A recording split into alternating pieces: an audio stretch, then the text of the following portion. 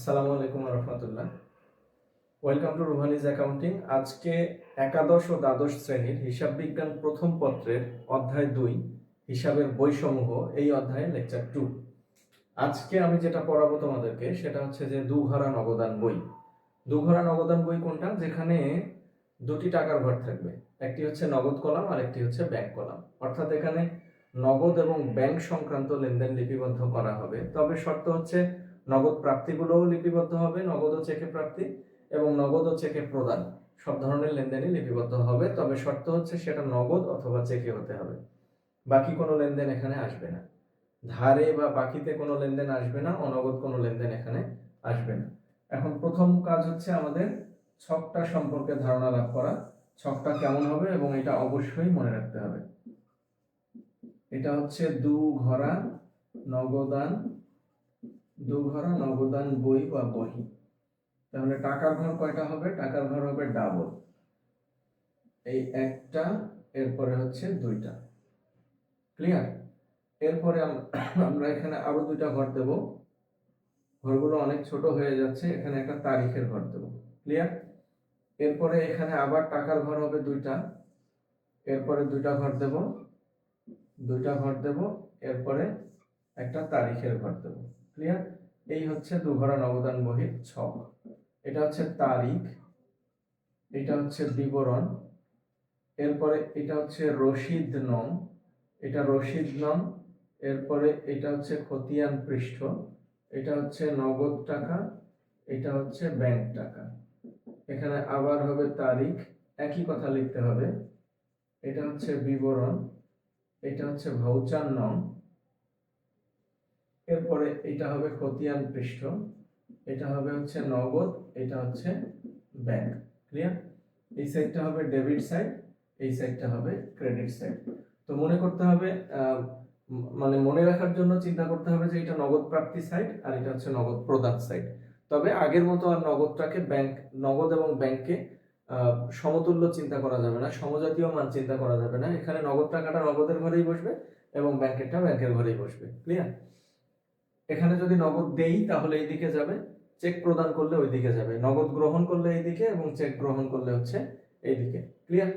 প্রথমে মনে করো আমরা অঙ্কটা চিন্তা করলাম 2024 সালের অঙ্ক, এটা হচ্ছে 2024 সালের অঙ্ক। অঙ্কটা ধরে নিলাম হচ্ছে নভেম্বর মাস।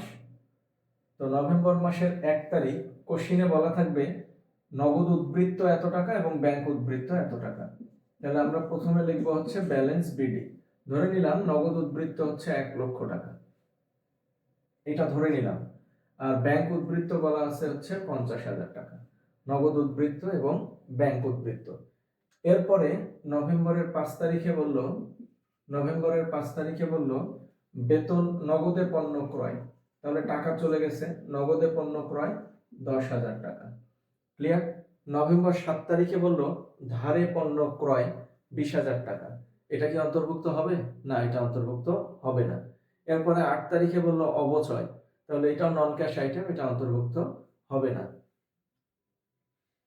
এরপরে বেতন প্রদান, নভেম্বরের 10 তারিখে চেকে প্রদান, তাহলে বেতন চেকে প্রদান ধরে নিলাম 10,000 টাকা। কোশ্চিনে বলবে যে বেতন চেক মারফত প্রদান করা হলো, তার মানে আমাদের ব্যাংকের টাকা কমে গেছে, এই জন্য ক্রেডিট দিকে হবে ব্যাংকের ঘরে।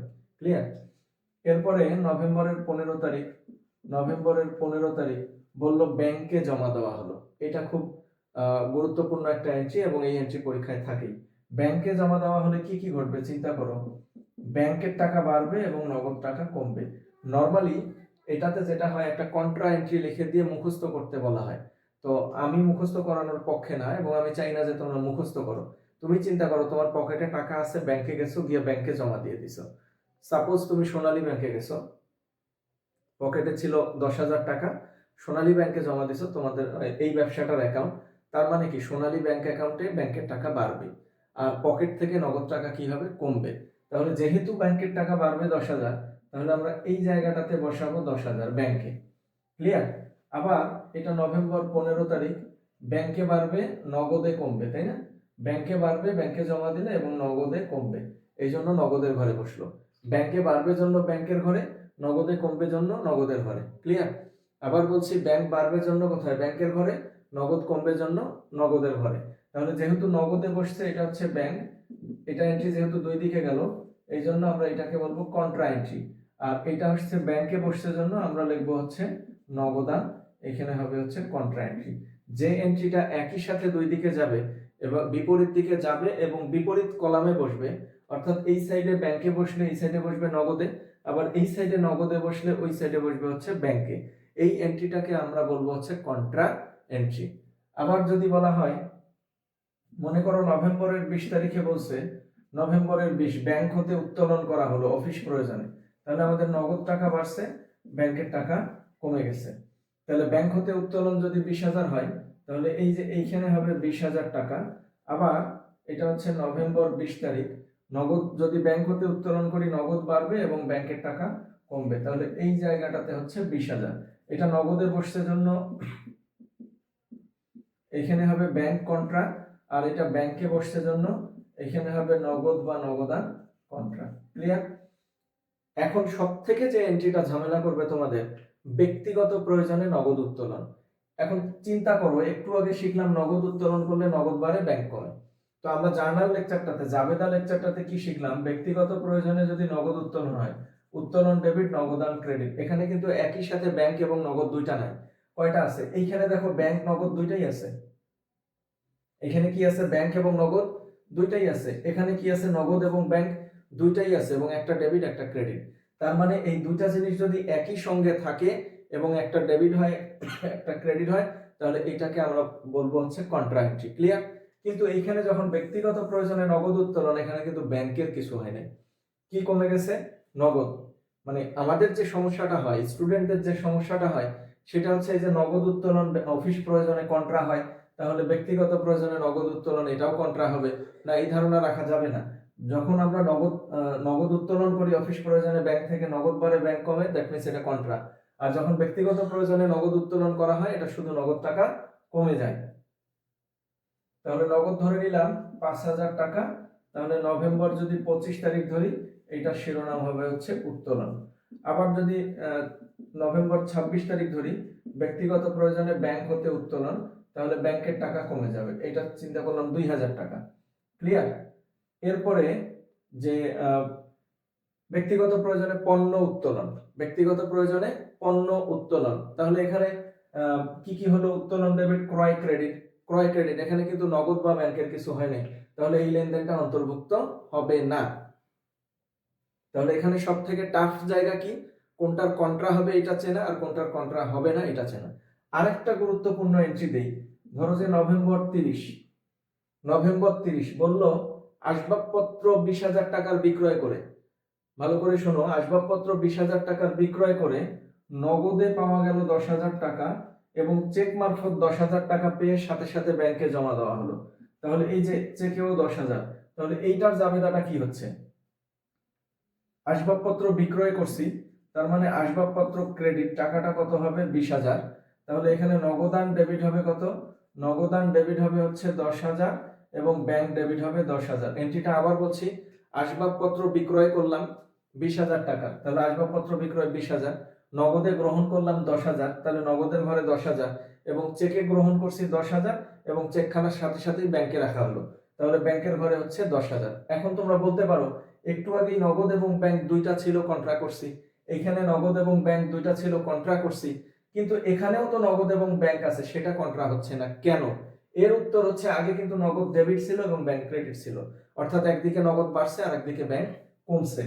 আবার যখন ব্যাংকে জমা দিলাম, ব্যাংক ডেবিট, নগদান ক্রেডিট, তার মানে ব্যাংক বেড়েছে এবং নগদান কমেছে, তার মানে একটা ডেবিট দিকে আর একটা কি, ক্রেডিট দিকে। কন্ট্রা শব্দের অর্থই হচ্ছে বিপরীত।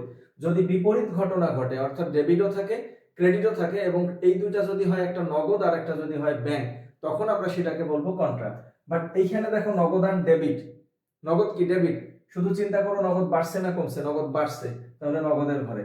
ব্যাংক ডেবিট মানে আসবাবপত্র দিয়ে আমি ব্যাংক চেক নিয়ে সেই চেকটা আবার ব্যাংকে দিলাম, তার মানে ব্যাংক বাড়ছে না কমছে, ব্যাংক বাড়ছে, তাহলে নগদও বাড়ছে ব্যাংকও বাড়ছে এবং সেটা একই দিক। যদি নগদ এবং ব্যাংক দুইটাই থাকে এবং একই দিকে হয়, হয় ডেবিট দিকে দুইটাই অথবা ক্রেডিট দিকে দুইটাই, এটা কিন্তু কন্ট্রা না, এখানে নামটা হবে আসবাবপত্র। আসবাবপত্র বিক্রয়। ক্লিয়ার? কন্ট্রা এবং কন্ট্রা কোনগুলো নয় আশা করি বুঝতে পারছো। এখন আমাদের কাজ হচ্ছে এটাকে যোগ করে নেওয়া। এটা হচ্ছে 1,20,000 আর 10, এটা হচ্ছে 1,30,000। এই সব এন্ট্রিগুলোতে 20,000, 10,000, 1,00,000 এই টাইপের মান নেওয়ার কারণ হচ্ছে আমাকে যেন ক্যালকুলেটর ইউজ করতে না হয় এবং সহজে যোগ বিয়োগগুলো আমি করতে পারি। 1,20,000 আর 10 হচ্ছে 1,30,000। এই সাইডেও আমরা 1,30,000 টাকা বসাবো। নর্মালি নগদান বহির নগদ দিকটা সবসময় ডেবিটটাই বড় হবে, তবে যেহেতু তোমাদের সৃজনশীল কিছু অঙ্ক করতে গিয়ে দেখা যায় যে ক্রেডিট দিকেও বড় হয়, তবে ব্যাপারটা ভুল। কারণ নগদ আমার পকেটে হয়তো 0 টাকা থাকবে, দ্যাট মিন্স টাকা থাকবেই না, কিন্তু নগদ কিন্তু পকেটে কখনো নেগেটিভ টাকা থাকে না, ঠিক আছে, মাইনাস টাকা থাকে না। এই জন্য নগদ সাধারণত কোন ব্যালেন্স এবং অবশ্যই কোন ব্যালেন্স প্রদর্শন করবে? ডেবিট ব্যালেন্স প্রদর্শন করবে। এই জন্য নগদটা আমরা সচরাচর এটা যোগ করবো 1,30,000, ঠিক এখানেও 1,30,000ই বসা দেবো। তাহলে এখানে কত আছে? 10 আর 10 হচ্ছে 20 আর 5 25। তাহলে 1,30,000 থেকে 25,000 যদি বাদ দেই, এখানে হবে 1,05,000 টাকা। ক্লিয়ার? এবার আসি ব্যাংক। ব্যাংক কিন্তু ডেবিট ব্যালেন্সও প্রদর্শন করে, ক্রেডিট ব্যালেন্সও প্রদর্শন করে। দ্যাট মিন্স ব্যাংকের যোগফল ডেবিটেও বড় হতে পারে, ক্রেডিটেও বড় হতে পারে। একটু সাবধানতা অবলম্বন করতে হবে। আমরা এইদিকেও যোগ করব, এইদিকেও যোগ করে দেখব কোনটা বড়। কোশ্চেন হচ্ছে ব্যাংক কেন ডেবিট ক্রেডিট দুইটা ব্যালেন্সই প্রদর্শন করে? এর কারণ হচ্ছে আমার ব্যাংকে টাকা জমা থাকলে ব্যাংক ডেবিট ব্যালেন্স, আবার ব্যাংকে টাকা জমা নাই কিন্তু আমি টাকা তুলে নিয়ে আসছি, তাহলে ক্রেডিট ব্যালেন্স। এখন কোশ্চেন হচ্ছে যে কেমনে টাকা না থাকলে আমরা ব্যাংক থেকে আবার টাকা তুলে নিয়ে আসবো?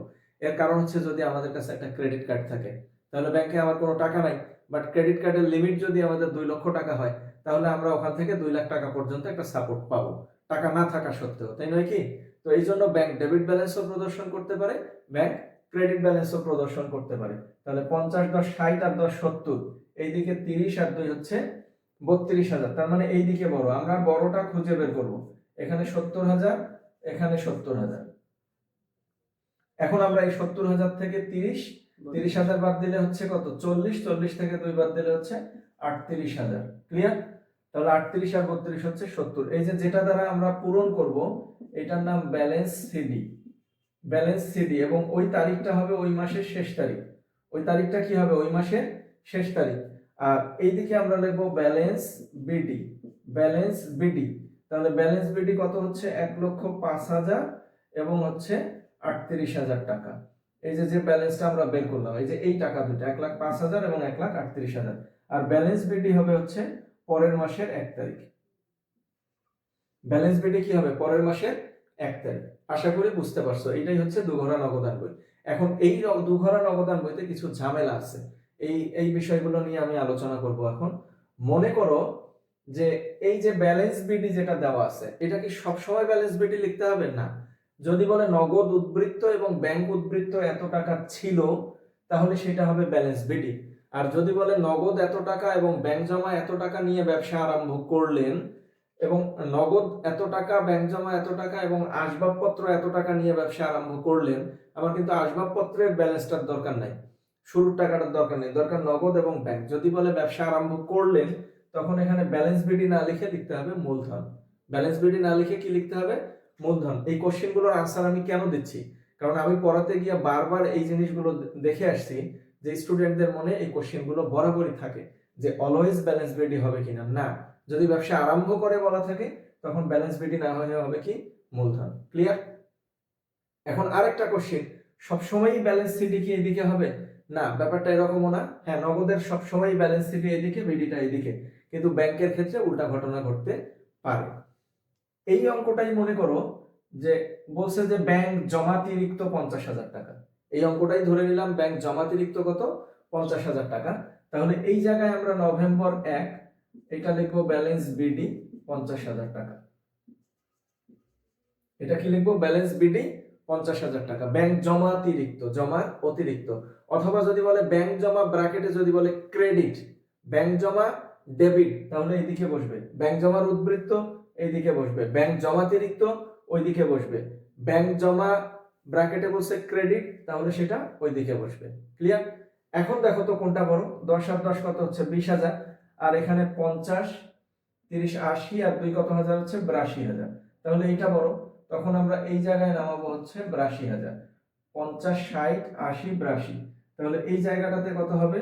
এটা হবে 82,000। তাহলে ব্যালেন্স সিডি 1,05,000, ব্যালেন্স বিডি হচ্ছে 1,05,000।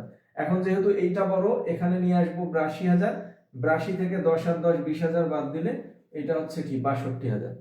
ক্লিয়ার? তাহলে এইটাকে এখন আমরা লিখবো কি ব্যালেন্স সিডি। এটা হবে নভেম্বর 30। আর এইখানে আবার হবে ডিসেম্বর 1 তারিখ ব্যালেন্স বিডি। তাহলে এই টাকাটা গিয়া এইখানে বসবে হচ্ছে 62,000। তোমরা একটু যোগ বিয়োগ গুলো চেক করে দেখবা, যদি আমার যোগ বিয়োগ ভুল হয়ে থাকে সেক্ষেত্রে আমি ক্ষমা প্রার্থী, কারণ আমার হাতে ক্যালকুলেটর নাই। তাহলে তোমাদের যেটা কোশ্চেন ছিল সিডি বিডি অলওয়েজ ওইদিকে হবে, বিডি এইদিকে হবে। এখন আশা করি বুঝতে পেরেছো যে না, এটা সব সময় একই দিকে হবে না, দুই দিকে হতে পারে। আরেকটা লাস্ট কোশ্চেন যেটা হয়, মনে করো অঙ্কটা ডিসেম্বর মাসের অঙ্ক, তাহলে এই মাসগুলো আমরা কি লিখবো? ডিসেম্বর। এটা কি লিখবো? ডিসেম্বর। এটা হবে ডিসেম্বর, এটা ডিসেম্বর, এটা ডিসেম্বর। তাহলে এই সবগুলো কি হবে? ডিসেম্বর। তাহলে ডিসেম্বর, তাহলে ব্যালেন্স সিডি হয় ওই মাসের শেষ তারিখ, তাই না? তাহলে এটা হবে ডিসেম্বর 31। এটা হবে কি ডিসেম্বর 31। তাহলে অনুরূপভাবে ব্যালেন্স সিডি এটা কি হবে? এটা হবে ডিসেম্বর 31 তারিখ। তাহলে ব্যালেন্স বিডি কি হবে? ব্যালেন্স বিডি হবে হচ্ছে জানুয়ারি 1। তাহলে এই যে ব্যালেন্স বিডি হবে জানুয়ারি 1। ক্লিয়ার? আমরা আমাদের নিয়মে আগে গেছি যে ওই মাসের শেষ তারিখ হয় সিডি আর পরের মাসের 1 তারিখে হয় বিডি। দেখো আমরা অলরেডি এখানে একটা সর্বনাশ করে ফেলছি। কিরকম সর্বনাশ করে ফেলছি? ডিসেম্বর থেকে জানুয়ারি 24 সাল আমরা বরং অঙ্কের সামনের দিকে না গিয়ে কি করছি? আমরা পিছনের দিকে ফিরে আসছি। ক্লিয়ার? দ্যাট মিন্স যদি ডিসেম্বর থাকে তাহলে সালটাকেও চেঞ্জ করে দিতে হবে, 2025। এটা হবে হচ্ছে 2025। এখন যদিও এটা হচ্ছে একটা রেকর্ডেড ভিডিও অনলাইন ক্লাস, এরপরও তোমাদের মনে হবে না যে এই ক্লাসের ফ্লেভার তোমরা অনেক দূর থেকে পাচ্ছ।